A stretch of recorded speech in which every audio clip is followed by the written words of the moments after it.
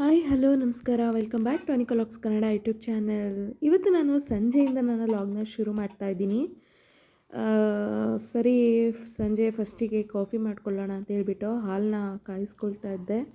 Actually normal ಕಾಫಿಗಿಂತ ಇವತ್ತು ಸ್ವಲ್ಪ ಶುಂಠಿ ಕಾಫಿ ಕುಡಿಯೋಣ ಅಂತ ಅನ್ನಿಸ್ತಾ ಇದೆ. ಯಾಕಂದರೆ ಗಂಟ್ಲೆಲ್ಲ ಸ್ವಲ್ಪ ಕಿಚ್ ಕಿಚ್ ಅನ್ನಿಸ್ತಾ ಇದೆ, ಸ್ವಲ್ಪ ಕೋಲ್ಡು.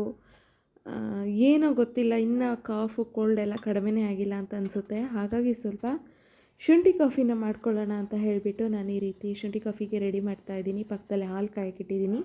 ಒಂದು ಪಾತ್ರೆಗೆ ಒಂದು ಲೋಟದಷ್ಟು ನೀರನ್ನ ಹಾಕ್ಕೊಂಡು ಅದು ಸಣ್ಣದಾಗಿ ಕುದಿಯೋಕ್ಕೆ ಸ್ಟಾರ್ಟ್ ಆದಮೇಲೆ ಶುಂಠಿ, ಹಾಗೆ ಸ್ವಲ್ಪ ಮೆಣಸು, ಜೀರಿಗೆಯ ಪುಡಿ, ಲವಂಗ ಹಾಕಿ, ಅದಕ್ಕೆ ಸ್ವಲ್ಪ ಕೊತ್ತಂಬರಿ ಬೀಜದ ಪೌಡ್ರನ್ನ ಹಾಕಿ ಚೆನ್ನಾಗಿ ಈ ರೀತಿ ಮಿಕ್ಸ್ ಮಾಡಿಕೊಂಡು ಅದಕ್ಕೆ ಸ್ವಲ್ಪ ಅರಿಶಿನ ಹಾಕಿ ಚೆನ್ನಾಗಿ ಈ ಥರ ಕುದಿಸ್ಕೋಬೇಕು. ಆ ಒಂದು ಲೋಟ ಅರ್ಧದ ಲೋಟ ಅಷ್ಟು ನೀರಾಗಬೇಕು, ಅಷ್ಟು ಚೆನ್ನಾಗಿ ಅದನ್ನು ಕುದಿಸ್ಕೋಬೇಕಾಗತ್ತೆ.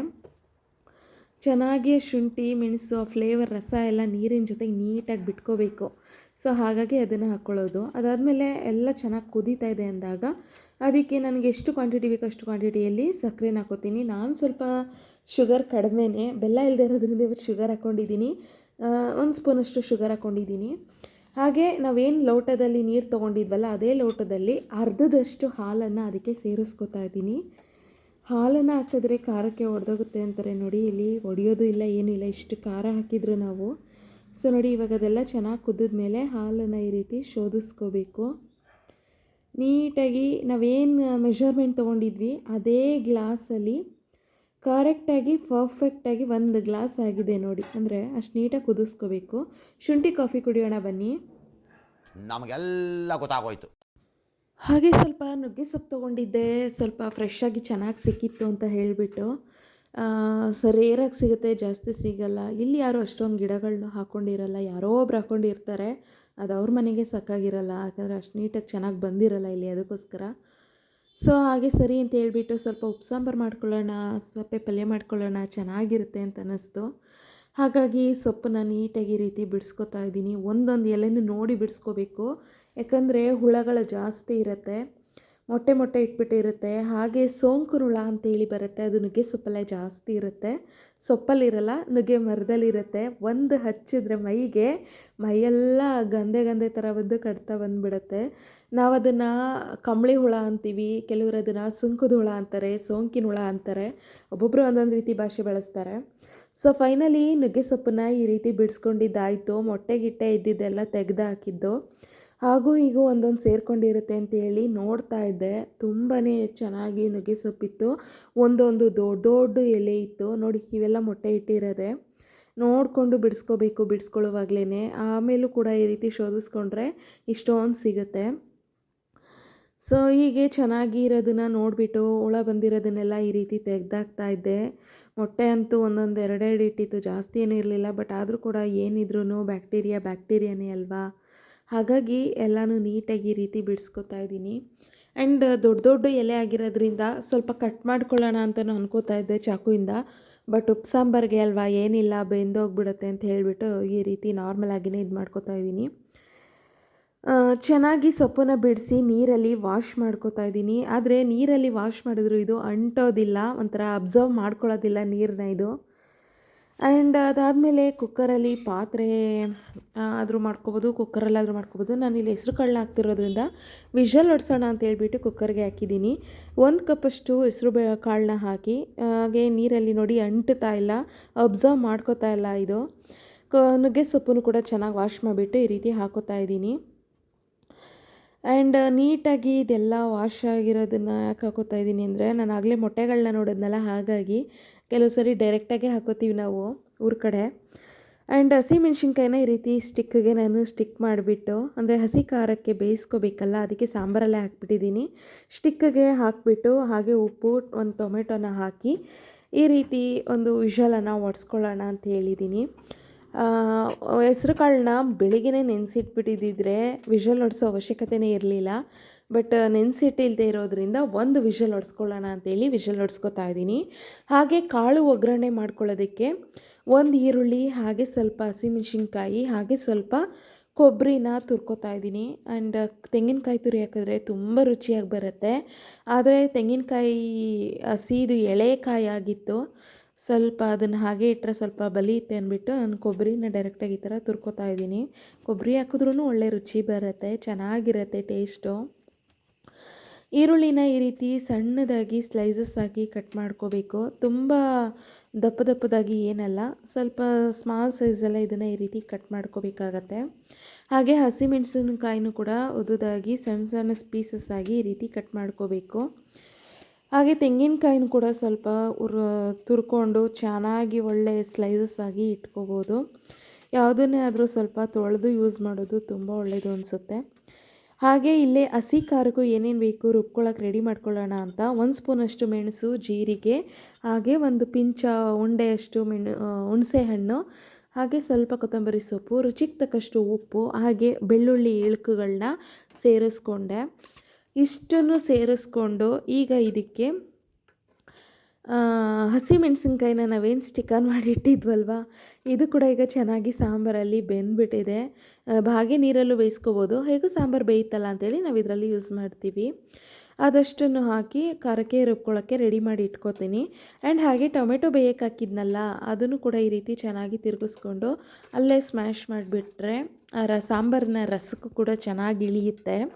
ಹಾಗಾಗಿ ನೋಡಿ, ಕಾಳು ಕೂಡ ಚೆನ್ನಾಗಿ ಬೆಂದಿದೆ, ಒಂದೇ ವಿಷಲ್ಗೆ ತುಂಬ ಚೆನ್ನಾಗಾಗಿದೆ.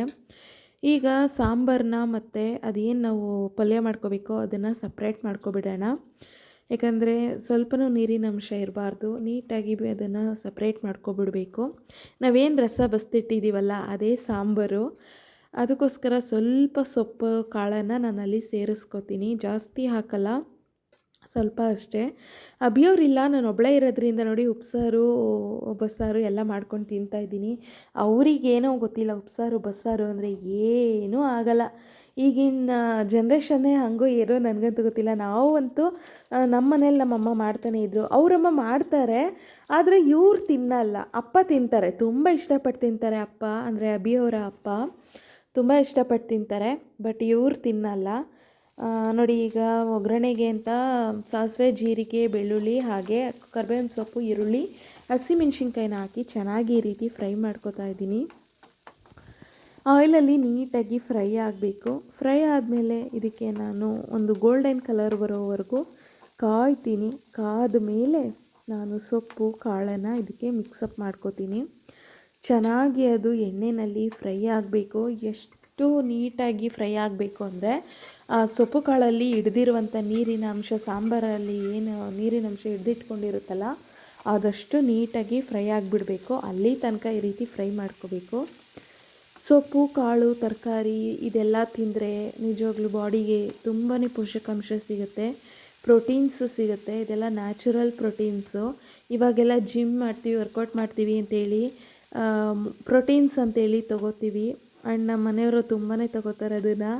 ನಾನು ಹೇಳ್ತೀನಿ ನ್ಯಾಚುರಲ್ ಆಗಿರೋದ್ರೆಲ್ಲ ಇಷ್ಟೊಂದು ಸಿಗುತ್ತೆ ಅಂತ, ಬಟ್ ಅವ್ರಿಗೆ ಇದೆಲ್ಲ ಲೈಕ್ ಆಗೋಲ್ಲ, ಏನು ಮಾಡೋಕ್ಕಾಗಲ್ಲ. ನಮಗಿಷ್ಟ ಆಗಿದ್ದನ್ನು ನಾವು ಮಾಡ್ಕೊ ತಿನ್ನಬೇಕು ಅಂದರೆ ನಮ್ಮ ಮನೆಯವ್ರು ಮನೆಯಿಂದ ಆಚೆ ಜಾಗ ಖಾಲಿ ಮಾಡಿರಬೇಕು. ನಿಜ, ಅಭಿಯವರು ಹೊರಗಡೆ ಹೋದಾಗಲೇ ನನಗಿಷ್ಟ ಆಗಿರೋ ಫುಡ್ಡೆಲ್ಲ ನಾನು ಮಾಡ್ಕೊಂಡು ತಿನ್ನೋಕ್ಕಾಗೋದು. ಹಾಗಾಗಿ ಅವಾಗವಾಗ ಅವ್ರ ಮನೆಯಿಂದ ಆಚೆ ಹೋಗಲಿ ಅಂತ ಆಸೆ ಪಡ್ತೀನಿ. ಮೊದಲು ಸರಿಯಾಗಿ ಮಾತಾಡೋದು ಕಲಿ. ನಲ್ಲಿ ಪಲ್ಯ ತುಂಬ ಚೆನ್ನಾಗಿ ರೆಡಿ ಆಯಿತು. ಸೊ ನೆಕ್ಸ್ಟು ಖಾರ ರೆಡಿ ಮಾಡಿಬಿಡೋಣ. ಹಸಿ ಖಾರಕ್ಕೆ ಎಲ್ಲ ರೆಡಿ ಮಾಡಿ ಇಟ್ಕೊಂಡಿದ್ನಲ್ವ, ಅದಕ್ಕೆ ಈ ಬೇಯಿಸಿರುವಂಥ ಮೆಣಸಿನ್ಕಾಯಿನ ಈ ರೀತಿ ಹಾಕ್ಕೊಂಡ್ರೆ ಆಗೋಯ್ತು ಅಷ್ಟೇ. ಇದನ್ನು ಈಗ ಜಾರ್ಗೆ ಶಿಫ್ಟ್ ಮಾಡ್ಕೊಳ್ಳೋಣ. ಜಾರ್ಗೆ ಹಾಕಿ ಚೆನ್ನಾಗಿ ಗ್ರೈಂಡ್ ಮಾಡ್ಕೊಳ್ಳೋಣ. ಈ ಹಸಿ ಖಾರ ಈ ಜ್ವರ ಬಂದಿದ್ದ ಮೂಮೆಂಟಲ್ಲೆಲ್ಲ ಸಖತ್ತಾಗಿ ವರ್ಕ್ ಆಗುತ್ತೆ, ತುಂಬ ಇಷ್ಟ ಆಗುತ್ತೆ ಎಲ್ರಿಗೂ. ನನಗಂತೂ ನಿಜವಾಗ್ಲೂ ಬಾಯಲ್ಲಿ ನೀರು ಬರುತ್ತೆ. ಈ ಖಾರನೇ ಸ್ಪೂನ್ ಗಟ್ಟಲೆ ಅದೆಷ್ಟು ಸರಿ ತಿನ್ಬಿಟ್ಟಿದ್ದೀನೋ ನನಗೆ ಗೊತ್ತಿಲ್ಲ. ನೋಡಿ ಎಷ್ಟು ಗ್ರೀನಿಶ್ ಆಗಿ ಎಷ್ಟು ಚೆನ್ನಾಗಿ ಸಖತ್ತಾಗಿದೆ ಎಲ್ಲ. ಹೇಳ್ತಾಯಿದ್ರೆ ಈಗಲೂ ನನ್ನ ಬಾಯಲ್ಲಿ ನೀರು ಬರ್ತಾಯಿದೆ. ಹಾಗೆ ಖಾರ ರುಬ್ಬೋಷ್ಟರಲ್ಲಿ ಮುದ್ದೆಗೂ ಇಟ್ಟಿದ್ದೆ, ಕುಕ್ಕರಲ್ಲಿ ರೈಸ್ಗೂ ಇಟ್ಕೊಬಿಟ್ಟಿದ್ದೆ. ಸೊ ಎರಡೂ ರೈಸ್ ಅಂತೂ ರೆಡಿಯಾಗಿದೆ. ಮುದ್ದೆ ರೆಡಿ ಮಾಡ್ಕೊಳ್ಳೋಣ ಅಂತೇಳಿ ಈ ರೀತಿ ಪಾತ್ರೆಯಲ್ಲಿ ತಿರುಗಿಸ್ಕೊಳ್ತಾ ಇದ್ದೀನಿ. ಮುದ್ದೆ ಅಂತೂ ತುಂಬ ಚೆನ್ನಾಗಿ ಸಾಫ್ಟಾಗಿ ಚೆನ್ನಾಗಿ ಬಂತು. ಬಟ್ ಹಿಟ್ಟು ಏನೋ ಒಂದು ರಫ್ ಆಗಿ ಅಂದರೆ ದಪ್ಪದಾಗಿ ಬಿಡಿಸ್ಬಿಟ್ಟಿದ್ದಾರೆ. ಯೂಶ್ವಲಿ ಈ ಪ್ಯಾಕೆಟ್ಸಲ್ಲೆಲ್ಲ ನಾವು ರೆಡಿಮೇಡ್ ತೊಗೋತೀವಲ್ವ, ಅದರಲ್ಲೆಲ್ಲ ಒಂದೊಂದು ರೀತಿ ವೆರೈಟಿ ಇರುತ್ತೆ, ಒಂದೊಂದು ಶಾಪಲ್ಲಿ ಒಂದೊಂದು ರೀತಿ ಇರುತ್ತೆ. ಹಿಟ್ಟು ಮಾಡುವಾಗ ನನಗನ್ಸಿದ್ದು ಹಿಟ್ಟನ್ನು ಸ್ವಲ್ಪ ದಪ್ಪ ದಪ್ಪದಾಗಿ ಬಿಡಿಸ್ಬಿಟ್ಟಿದ್ದಾರೆ, ಸ್ವಲ್ಪ ಸಣ್ಣದಾಗಿ ಬಿಡಿಸ್ಬೇಕು. ದಪ್ಪ ದಪ್ಪ ಇತ್ತು, ತರಿ ತರಿಯಾಗಿತ್ತು ಅಂತ ಅನ್ನಿಸ್ತು. ಬಟ್ ಹಿಟ್ಟಂತೂ ಹೆಂಗೆ ಮಾಡಿದ್ರು ಸಾಫ್ಟಾಗಿ ತಿನ್ನೋದಕ್ಕೆ ಚೆನ್ನಾಗೇ ಇರುತ್ತೆ. ಫೈನಲಿ ಮುದ್ದೆ ರೆಡಿ ಆಯಿತು. ತಿರುಗಿಸ್ಬಿಟ್ಟು ಈ ರೀತಿ ನಾನು ಈ ಥರ ನೀರಲ್ಲಿ ಚೆನ್ನಾಗಿ ಪ್ಲೇಟ್ನ ಇದು ಮಾಡಿಕೊಂಡು ಕಟ್ಕೋತೀನಿ. ಒಬ್ಬೊಬ್ಬರು ಮುದ್ದೆನೇ ಮಾಡೋಕ್ಕೆ ಬರಲ್ಲ ಅಂತಾರೆ. ನನಗೆ ಯಾವ ಪಾತ್ರೆ ಕೊಟ್ಟರು, ಯಾವ ದೋಸೆ ಎಲೆ ಕೊಟ್ಟರು ಅದರಲ್ಲೇ ಚೆನ್ನಾಗಿ ಮುದ್ದೆನ ತಿರುಗಿಸ್ಬಿಟ್ಟು ಮಾಡ್ಕೊಬಿಡ್ತೀನಿ. ಒಬ್ರದ್ದು ಒಂದೊಂದು ಸ್ಟೈಲ್ ಇರುತ್ತೆ. ಒಬ್ಬರು ಮುದ್ದೆ ಕೊಲೆ ಬೇಕು ಅಂತೆಲ್ಲ ಕೇಳ್ತಾರೆ, ಗುಂಡು ಪಾತ್ರೆನೇ ಬೇಕು ಅಂತ ಕೇಳ್ತಾರೆ. ಬಟ್ ನನಗೆ ಅದೇನೂ ಗೊತ್ತಿಲ್ಲ, ಯಾವ ಪಾತ್ರೆ ಅಂದರೆ ಆ ಪಾತ್ರೆಯಲ್ಲಿ ಮಾಡಾಕ್ಬಿಡ್ತೀನಿ. ಒಂದೊಂದು ಸರಿ ಫ್ರೈಯಿಂಗ್ ಪಾನು, ಒಂದೊಂದು ಸರಿ ಬಾಣಲಿಗಳು, ಒಂದೊಂದು ಸರಿ ತಪ್ಪಲಿಗಳು, ಬೋಸಿಗಳು, ಸುಮ್ಮನೆ ಯಾವ ಥರ ವೆಸಲ್ಸ್ ಇರುತ್ತೆ ಅದರಲ್ಲೆಲ್ಲ ಟ್ರೈ ಮಾಡ್ತೀನಿ. ಫೈನಲಿ ನಮ್ಮ ಮುದ್ದೆ ರೆಡಿ ಆಯಿತು. ಬನ್ನಿ ಸರ್ವ್ ಮಾಡ್ಕೊಳ್ಳೋಣ. ರಾಗಿ ಮುದ್ದೆ, ಬಿಳಿ ಅನ್ನ, ಅದ್ರ ಜೊತೆಗೆ ಸೊಪ್ಪು ಕಾಳು ಪಲ್ಯ, ಹಾಗೆ ಅದ್ರ ಜೊತೆಗೆ ಸ್ವಲ್ಪ ಬಿಸಿ ಬಿಸಿ ತುಪ್ಪ, ಹಾಗೆ ನಾವು ರಸ ಸೋರಿಸ್ಕೊಂಡು ಇಟ್ಕೊಂಡಿದ್ದೀವಲ್ಲ ಸೊಪ್ಪಿನ ರಸ ಅದು, ಅದ್ರ ಜೊತೆಗೆ ಹಸಿ ಖಾರ. ಸಖತ್ ರುಚಿಯಾಗಿರುತ್ತೆ, ಸಖತ್ ಟೇಸ್ಟಿಯಾಗಿರುತ್ತೆ. ನಿಜವಾಗ್ಲೂ ಉಪ್ಸಾರೇ ಗೊತ್ತಿಲ್ಲದೆ ಇರೋರು ಇದನ್ನು ಟ್ರೈ ಮಾಡಿ, ತುಂಬ ಇಷ್ಟಪಟ್ಟು ತಿಂತೀರಾ. ಆ್ಯಂಡ್ ನನಗಂತೂ ಸಖತ್ ಇಷ್ಟ ಆಯಿತು. ತುಂಬ ರುಚಿಯಾಗಿತ್ತು, ತುಂಬ ಟೇಸ್ಟಿಯಾಗಿತ್ತು. ಆ್ಯಂಡ್ ಟ್ರೈ ಮಾಡೋರು ಟ್ರೈ ಮಾಡಿ, ನಾನಂತೂ ಇಷ್ಟಪಟ್ಟು ತಿಂತೀನಿ. ಆ್ಯಂಡ್ ಎಲ್ರಿಗೂ ಥ್ಯಾಂಕ್ ಯು ಸೋ ಮಚ್ ಯಾರೆಲ್ಲ ವೀಡಿಯೋ ನೋಡಿದ್ದೀರಾ. ನಾನಂತೂ ಊಟ ಮಾಡ್ಕೊಂಡು ಮತ್ತೆ ಸಿಗ್ತೀನಿ, ನೀವು ಕೂಡ ಟ್ರೈ ಮಾಡಿ. And thank you so much ಎಲ್ರಿಗೂ. ಮತ್ತೊಂದು ಲಾಗಲ್ಲಿ ಸಿಗ್ತೀನಿ. Bye all.